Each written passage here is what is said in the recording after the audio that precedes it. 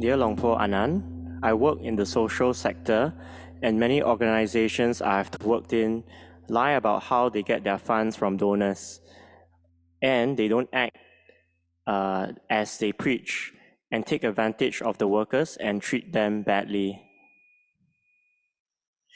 Should a practitioner only look at its own behavior and tolerate that of its workplace when it can't be changed? Or should one be cautious not to associate with foolish people, as the Mangala Sutta says? Deep appreciation for any guidance on this. Thank you, Ajahn. So Venerable Ajahn Anan answered that you are correct in one part of your thinking, that is to say, the part of your question where you said not to associate with fools. This is correct. Fools that lack sila, lack virtue, that hurt others. So in the world, there are people like this. We want a workplace that doesn't have ill will, hurting others, doesn't have fear or hatred or greed and so on. We want a place that is pure and has positivity, but this can be hard to find. So if we need to work to care for our life and care for our family and have a livelihood, then we have to patiently endure and do our duties. And when we do our duties, we take care and protect our own mind as well. That which is outside of our own control and power, then we have to let those things go. And that those things are the duties of other people, the business of other people. So it may be the case that some individuals or parts of the organization speak falsely 80% and speak the truth 20%, or falsely 60% and truth 40%, and so on. But that's their business. So do your job well, do your job to the best of your ability, have loving kindness for your co-workers and friends. And it's normal in the world that those with thick defilements, the tujanas, they hurt others, harm others. So care for your own mind. Don't get involved with other people's business like that, but do your own job well. But if your mind is truly very agitated and chaotic, then it's possible you can seek a livelihood amongst those that have virtue. So this is a question from the physical retreat. Dear Ajahn, anxiety is a major affliction for me. It is constantly in the background. Sometimes it escalates into worry and then fear. All that affects my mindfulness. Trying to keep my precepts is becoming a cause for anxiety. Nothing seems perfect enough, and I'm always feeling like I have to keep apologizing. What can I do to keep my heart from closing up and feeling pain? Thank you, Ajahn. So about this quality of anxiety and worry, it's the mind that's uncertain, the mind that wavers, the mind that's anxious and worried. You can also say the mind that's sad or low. And this is fear arising in the mind. We may not know the cause of it. And so we should look at what is going on in the mind. And we see that some character types, we can call it a worry or anxious character type. It's a type that likes to think and proliferate. But if we have mindfulness and wisdom, then we'll know this as it arises, know it in time, know about the worry as it arises or the doubts. And we'll see them arise, stay for a little while and cease. We have this worry and doubt, worry about or fear of spirits or of our work or the future. But then we should contemplate that life is something uncertain, death is certain, we must die, all our lives end in death, because in the end all our fears gather together in this fear of death. Luang Pu Cha taught about the fear of death. Any taught, well, where is it that there's no death? Well, there's no such place. And so when you know this and have mindfulness and wisdom, we see that the most fear we have, our greatest fear, is this fear of death. And so when we get to the point where we're having fear the most, then we bring the mind to peace and collectedness, to samadhi, and wisdom can arise. The mind becomes empty, and there's no fear left anymore. Because having fear means that there's a sense of self there. We don't want to lose good things. We don't want bad things to come.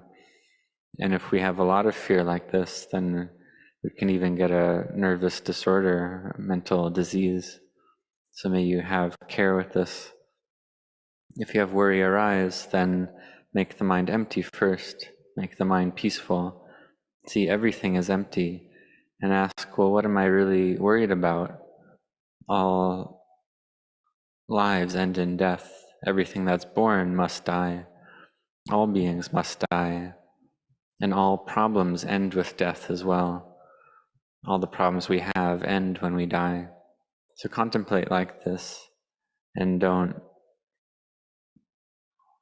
worry too much, because if you do worry too much, then the mind becomes very chaotic and can become very sad or broken. So contemplate that life is uncertain and death is certain.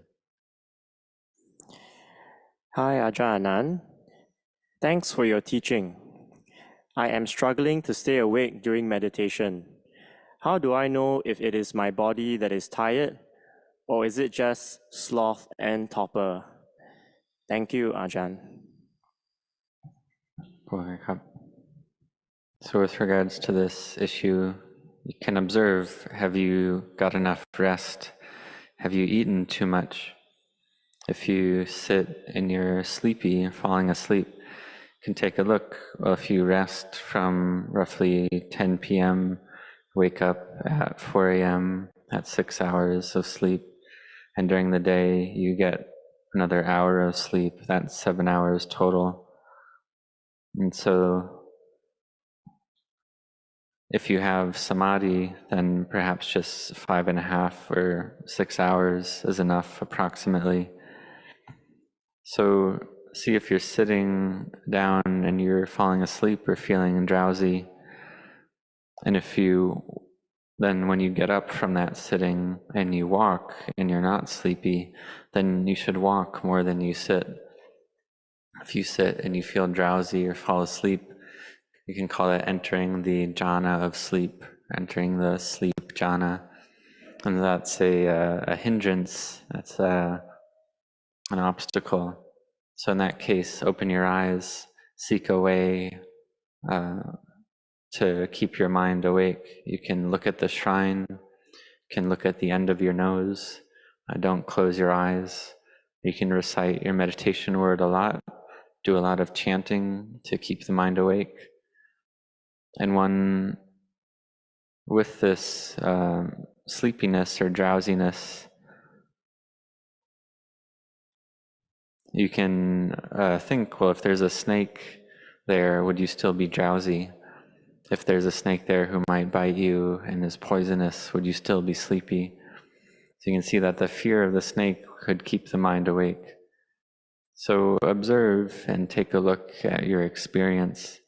If your body's feeling tired or you haven't gotten enough rest, if you've only rested for 4 or 5 hours, then maybe you're not able to do that. Or if your body has some kind of disease or pre-existing health condition, then you may need to rest more. But if you've rested sufficiently and you've had the right amount of food, then it's possible that this drowsiness is part of your character type. The sleepiness is part of your character type, that you like to sleep. So in that case, you can cure it with walking, do more walking than sitting. Hi, Ajahn. My mind is excited for the future. How do I approach breath meditation when my thoughts are more exciting than my breath? Thank you, Ajahn. So about this question Venerable Ajahn Anan answered, this is normal and natural to have this excitement about the future. And the Buddha taught not to be excited about things that have yet to come, not to dwell on the past. Because these things that have passed already, he taught not to think about them or grasp after them, not to have sadness or happiness about things that have passed. And then when the mind thinks to these problems, like the question about fear and worry that we recently answered, the mind thinks about the past and has fear and has worry. And even 20 years later, then the mind can still have fear and worry about that same issue. This is the mind being in the past. Then there's also can be worry and excitement about the future. And this can go on and on like that. And it could be about anything, this excitement or worry. It could be about any topic or any object. And so we see that the mind gets excited about anything, and then the mind thinks and thinks like this.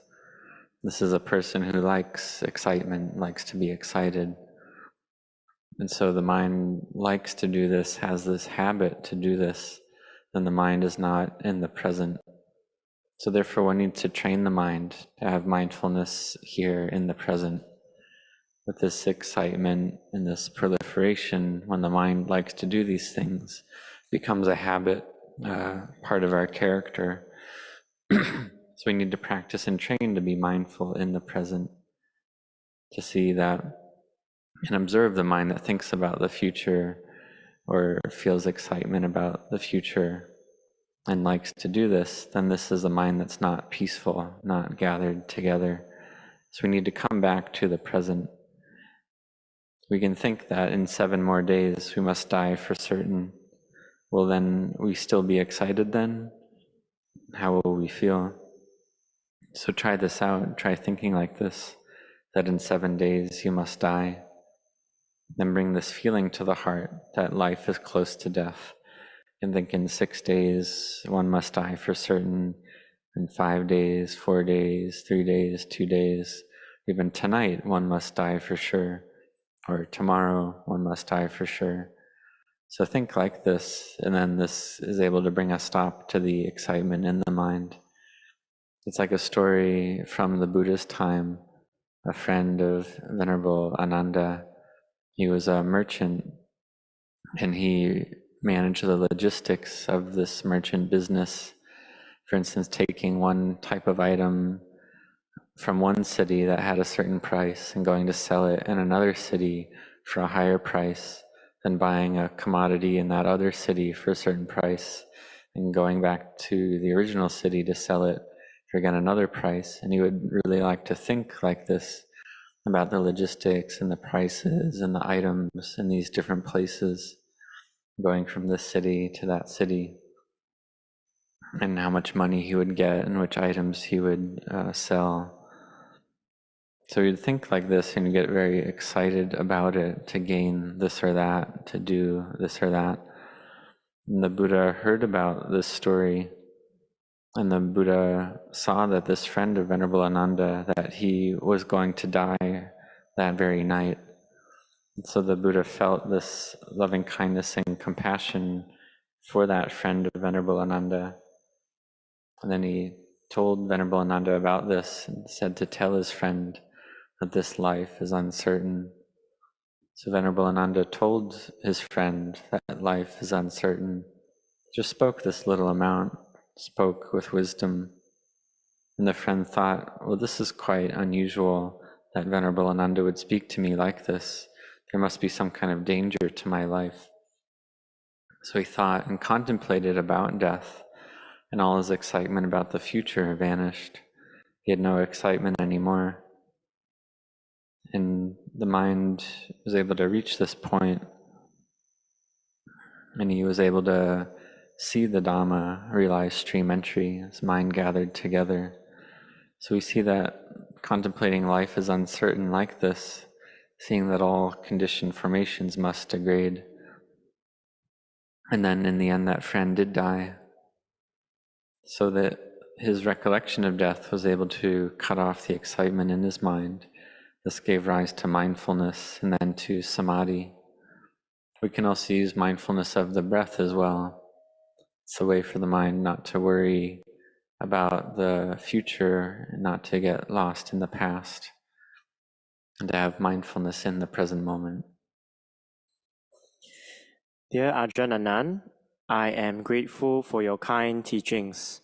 When I was younger, a male colleague casted a love spell and black magic on me with an ancient coin and perfume. However, luckily nothing happened to me, as a member of the Sangha, whom I do not know, informed my mom that I was in danger, and the monks helped to chant for me, and I was safe from the start, unharmed. Although the monk told me to forget it, this experience has continued to frighten me since 20 years ago. Could you teach me how I can overcome my fear and protect myself? Thank you, Ajahn.